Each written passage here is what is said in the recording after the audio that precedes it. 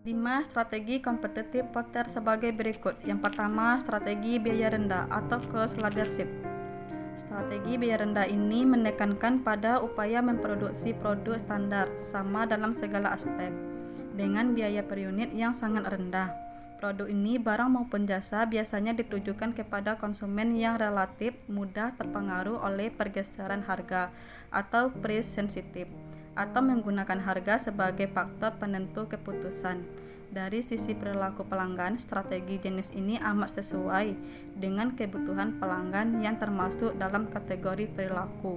Ketika konsumen tidak terlalu peduli terhadap perbedaan merek, tidak membutuhkan pembedaan produk, atau jika terdapat sejumlah besar konsumen memiliki kekuatan tawar-menawar yang signifikan.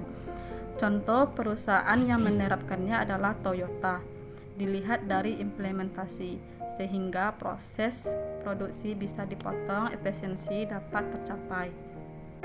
Strategi pembedaan produk atau differentiation. Strategi pembedaan produk ini mendorong perusahaan untuk sanggup menemukan keunikan tersendiri dalam pasar yang jadi sasarannya. Keunikan produk, barang atau jasa yang dikedepankan ini memungkinkan suatu perusahaan untuk menarik minat sebesar-besarnya dari konsumen potensialnya. Contoh perusahaan menggunakan strategi diferensial ini yaitu Starbucks dengan kopi yang berbeda dengan kopi shop lain, sehingga pengunjung betah berlama-lama dan rela mengeluarkan harga yang cukup mahal dari yang lain. Yang ketiga, strategi fokus. Strategi fokus ini digunakan untuk membangun keunggulan bersaing dalam suatu segmen pasar yang lebih sempit. Strategi jenis ini ditujukan untuk melayani kebutuhan konsumen yang jumlahnya relatif kecil dan dalam pengambilan keputusannya untuk membeli relatif tidak dipengaruhi oleh harga. Contohnya perusahaan Apple yang berfokus kepada produknya selama bertahun-tahun tanpa terpengaruh pasar.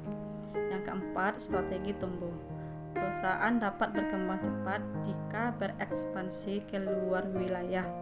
Perusahaan tidak hanya bergerak di wilayah regional namun bergerak juga secara global. Dalam perkembangan berikutnya, perusahaan dapat membuka anak cabang di wilayah lain.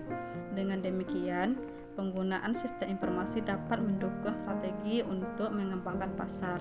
Dan yang terakhir, strategi kerjasama atau alliance, membuat hubungan kerjasama yang menguntungkan information partnership dengan pemasok atau perusahaan lainnya. Dengan cara menggunakan sistem informasi kerjasama dengan pelanggan, pemasok, kompetitor, konsultan, dan perusahaan yang lainnya sangat diperlukan juga dalam perkembangan sebuah perusahaan.